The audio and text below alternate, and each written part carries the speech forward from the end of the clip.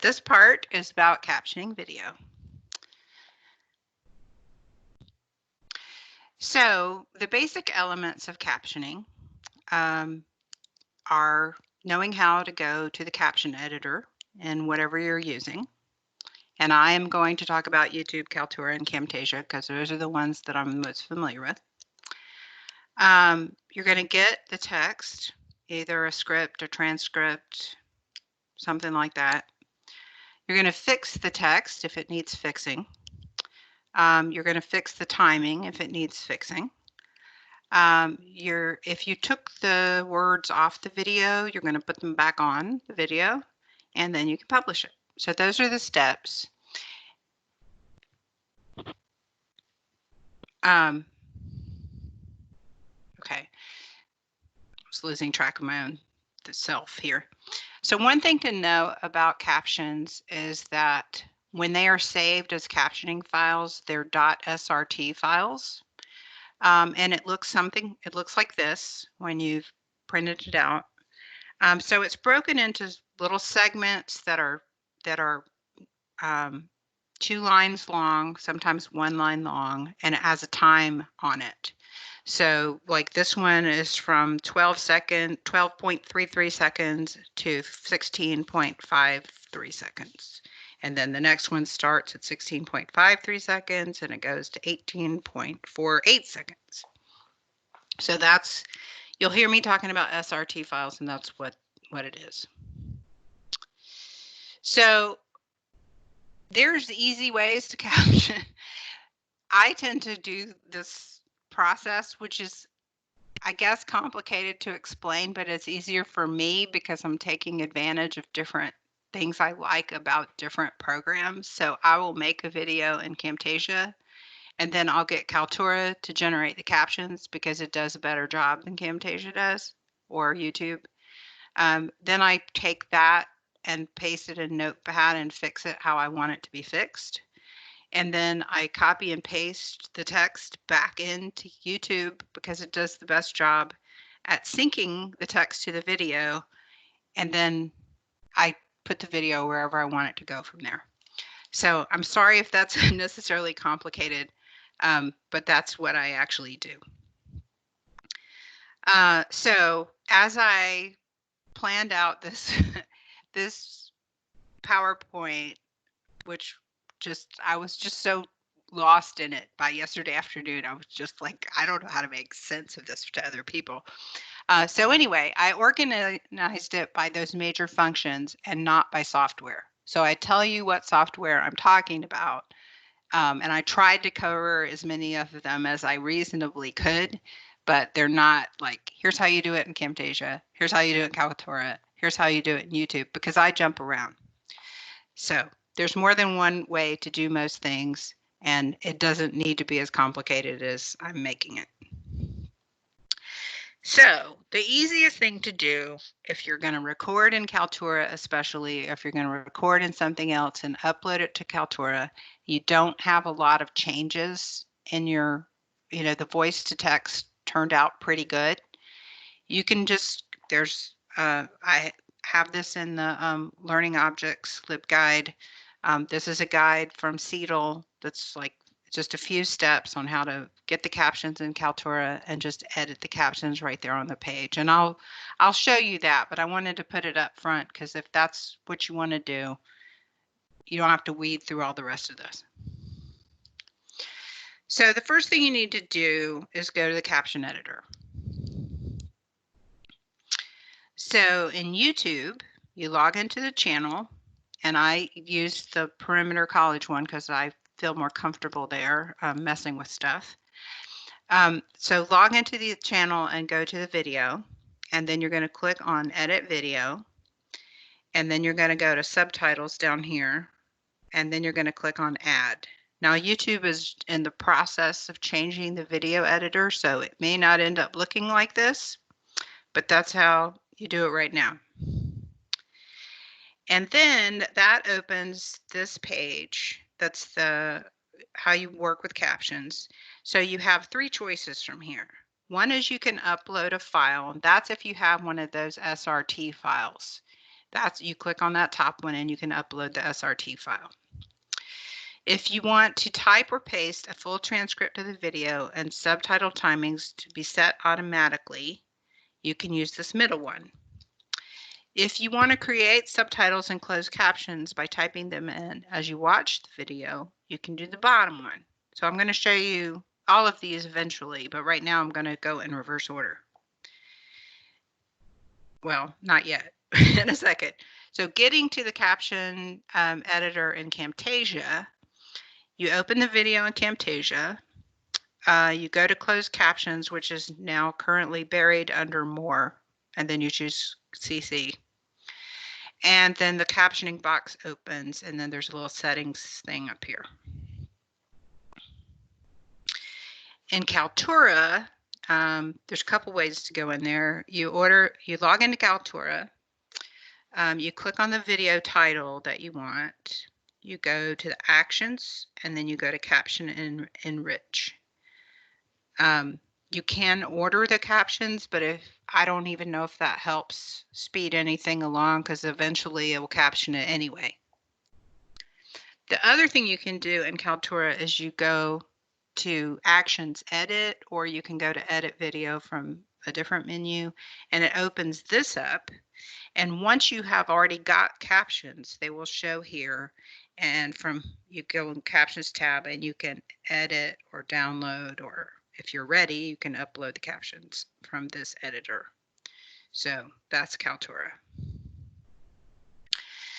So once we've gotten into the video editor, we need to somehow get text from it.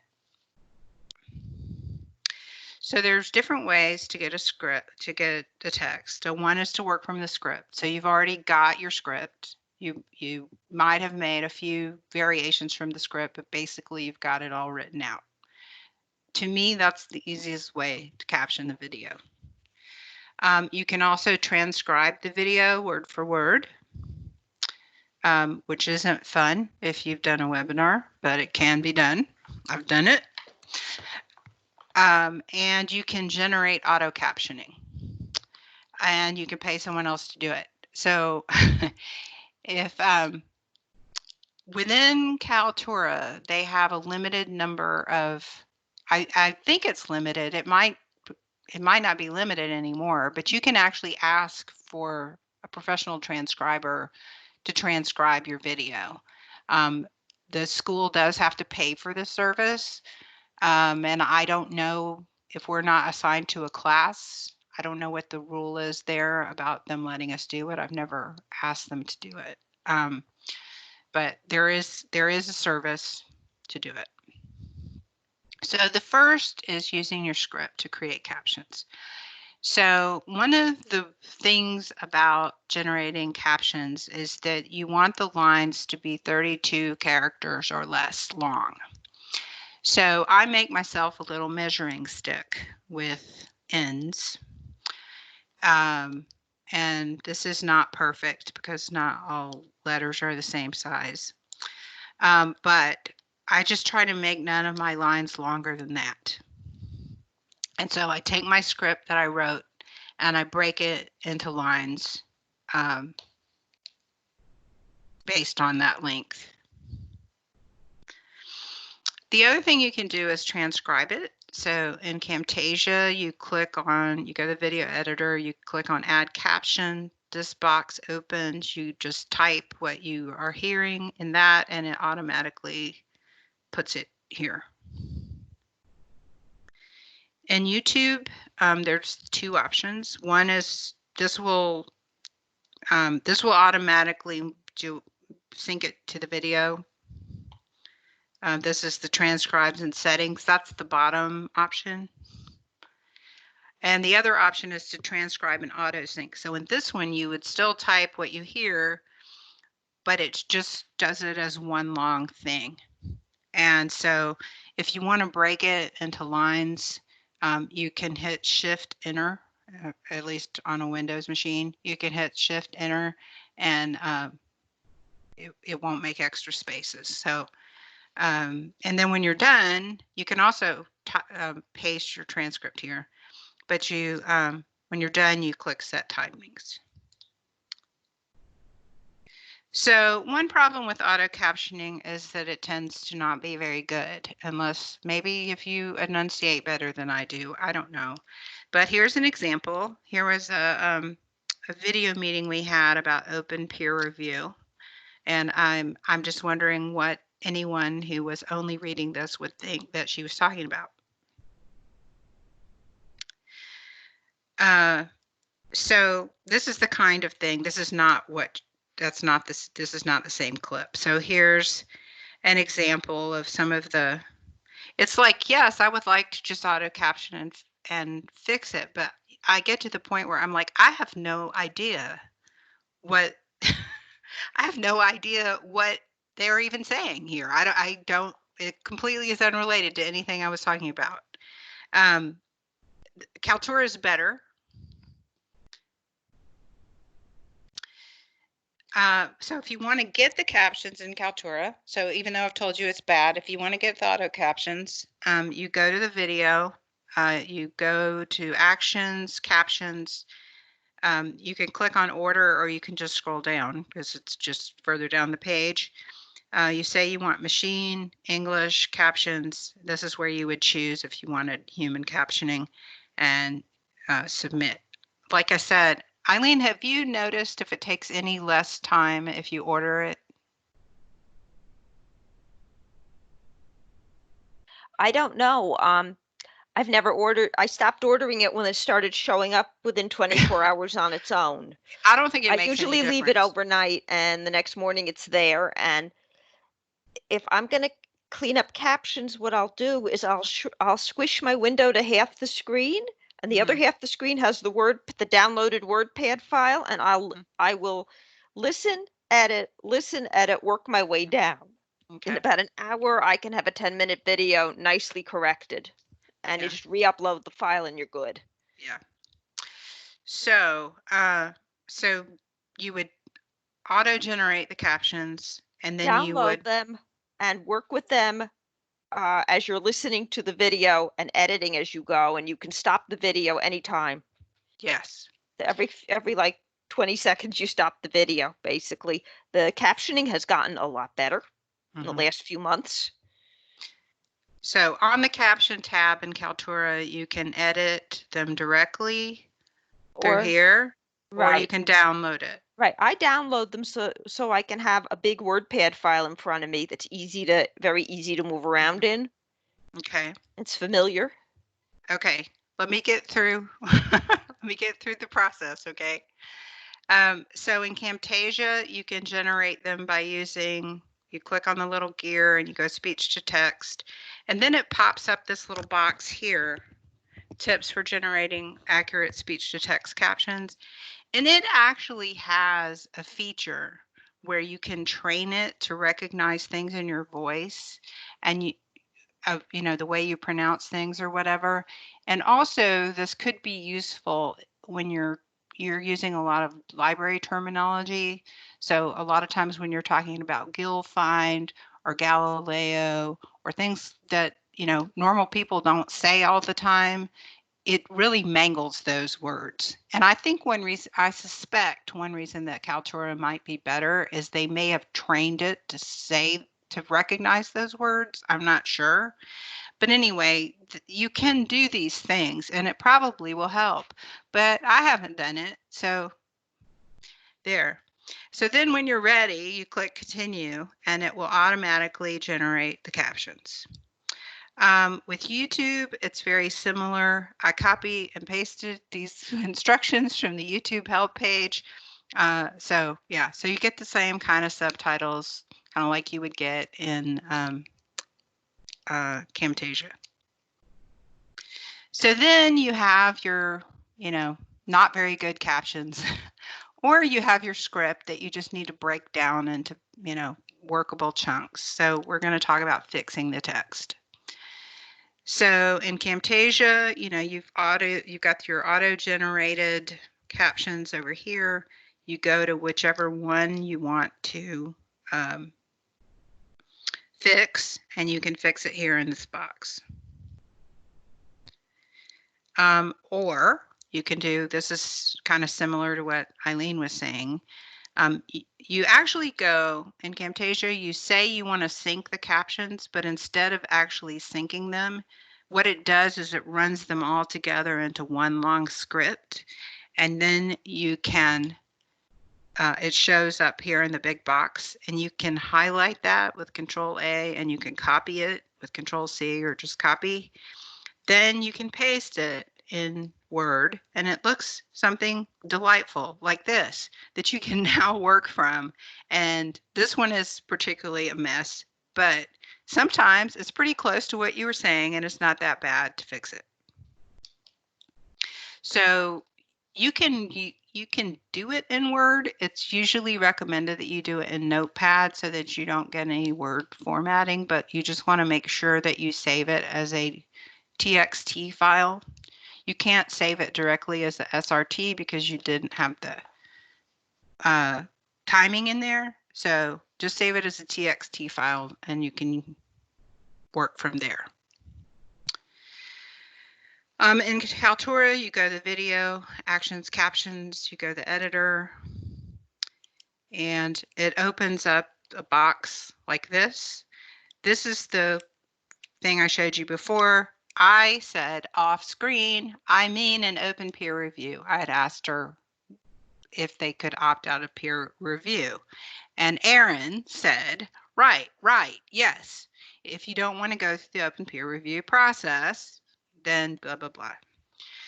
So I was able to fix it here. So to fix these, you check mark the box of the one that you want to fix. You can adjust the timings if you want.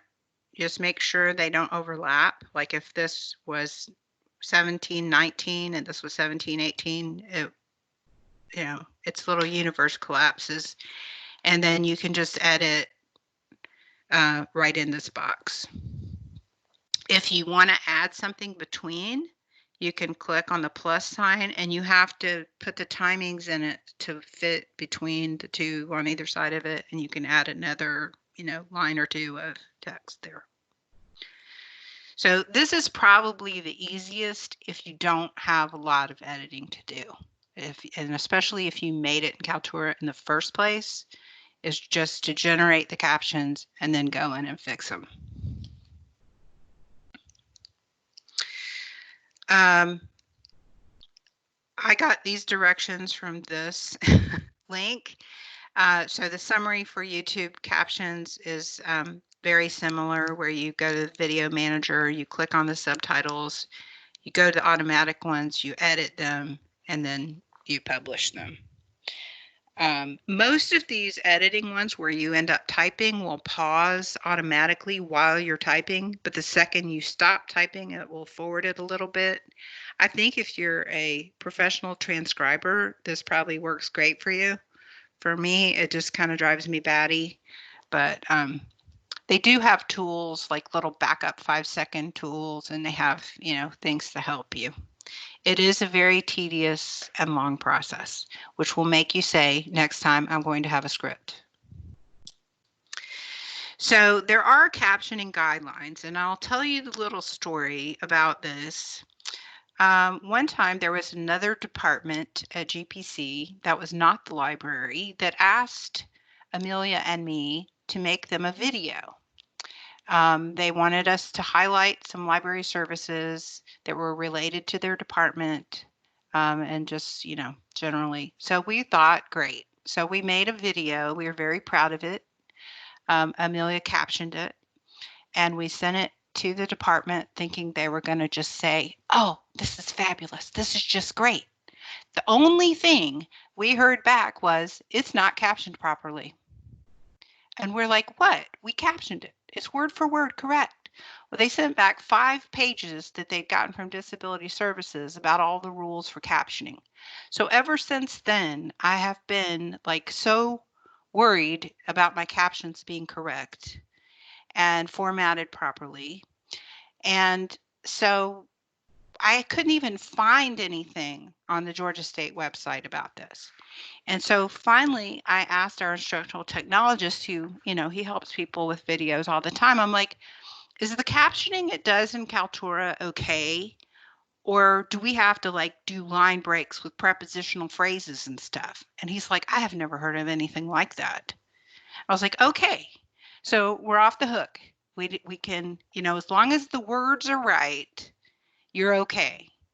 But I will admit that once I started following all the 5 pages of guidelines they gave me, it is a whole lot easier to read. So I have linked 2 of these FCC guideline documents on the Learning Objects guide, but the basic gist of it is no more than 32 characters per line, start a new sentence on a new line, keep prepositional phrases together, try to keep logical things together. Caption should be exactly what is said unless you've spent 5 minutes stammering. You can cut some of that out. The timing of it, this is all on the guide, so I won't read it to you. Follow my own advice. You put sounds in brackets in all caps, like cat's meow. And then there's more tips. This is obviously not 5 pages. The other thing that might come into play in a webinar is if somebody other than the person who's speaking talks, like that thing with Aaron, you would put, and they're not on camera, you would put like Marianne says, question, and then Aaron says. So the person who can't tell which person the caption goes to will know who was speaking. So you might want to say, student asks question, blah, blah, blah. And then, Marianne replies. So that's something that you might want to keep in mind. So I did tell you the little trick about the line breaks with the characters. If you want to control what's showing on a page, if we're going to call like 2 lines of captions a page, you can actually insert an extra line break there to force it to add an extra line. So the asterisk you wouldn't really use the asterisk. This is to show you where the lines would break. So it would start off, let's talk about databases, space. Then Georgia State Library's databases are a great place to find articles. Now no more will fit, so I have to go to another page for your research papers. Then I'm going to start another page that says databases also contain ebooks, videos, and newspapers. And so, you can control it by adding these extra line breaks in there. So once you've generated this lovely, perfect file, how do you get it back on the video? So one is you can copy the caption text and paste it, and then you can sync it. So I think YouTube does this the best, to the point that I almost don't use the other ones anymore. So once you have your lovely little transcription, you click on transcribe and auto sync, and then you paste it in the box. So instead of typing it all in, you have already typed it. This is a case where I actually did not hit the control enter and I hit the paragraph. So now it's going to be 1 line on every caption page, but I could go back and change that if I saved it as a TXT file, I guess. I'm not sure if that would work, but anyway, that's what's wrong with this one. So you just paste it in there, and then you click set timings, and YouTube does a lovely job of putting it like right where it goes. Now you can go back and listen to it, and there's an editor where you can adjust like the timing. It's a little slider thing. You can adjust the timing to be just right, because it's very distracting to people who are listening if the captions don't line up with what's being said. But overall, YouTube does a really good job with this. The other way is if you have an SRT file, and why you might have one is if you downloaded the SRT file and you left the timings in there, and you edit from there, then you're going to save it again as an SRT file, and you would upload it to an SRT as an SRT file. So to get the file from YouTube, and this would be if I did the captioning thing, I pasted it, I synced it, now it's going to generate an SRT file. I can download this file and put it somewhere else. So I go back to my little subtitle editor. When I hover over this, these little dots appear and I have options. These are the options: edit, download, or delete. So if I want the SRT file, I would download it. And you can also get a file from Camtasia. So if you have edited this to make it like you want it, you would export the captions and then you save it as the SRT file. So then if you want to upload it, so you have your SRT file, everything's fine, and you want to put it back on the video. So that before was getting it off of the video, now it's putting back on. You go to the video editor and then you upload the file. Sometimes it says upload a file and some places it said upload a CC file. In Camtasia, you would import captions. So you would go take your little file that you had made and you would import it. And in Kaltura, you would upload.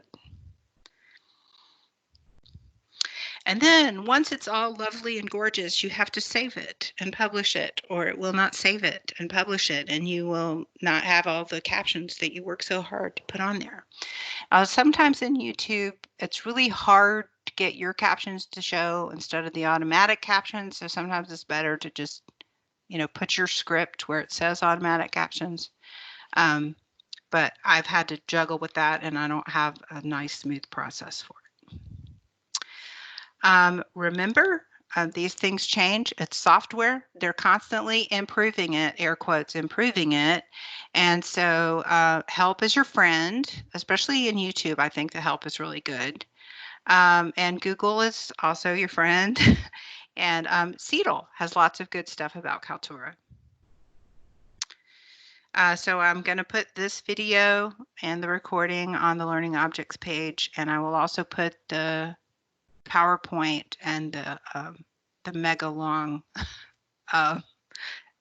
Word document that I made before I made the PowerPoint, since I didn't record that one in the Learning Objects Guide. So, are there any questions, tips, concerns?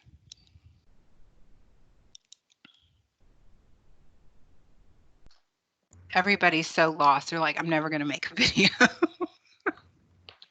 I am glad you showed us the thing about cutting out the audio, because I've been trying to figure that out all semester. Okay. Okay, you were just cutting out part, not the other part? Oh, yeah, that wouldn't work too well. And then I couldn't figure out why my timing was off when I watched it again. Yeah.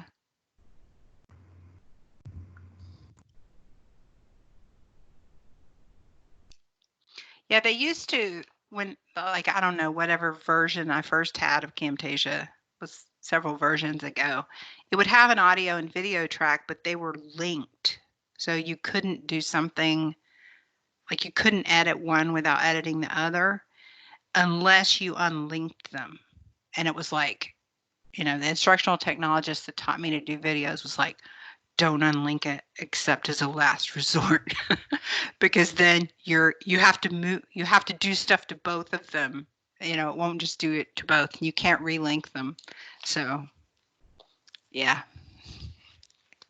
Lesson learned.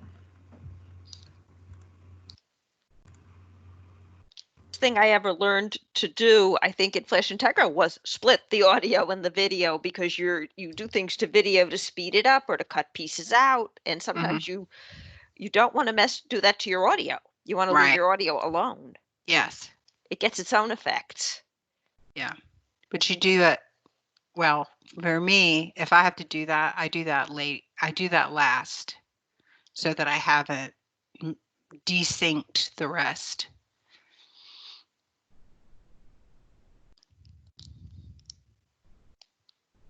Don't really desync it, because you're going to cut the piece that you're going to speed up. You're going to cut apart, and you're going to cut out the audio in that silent section, and then you're going to put everything back.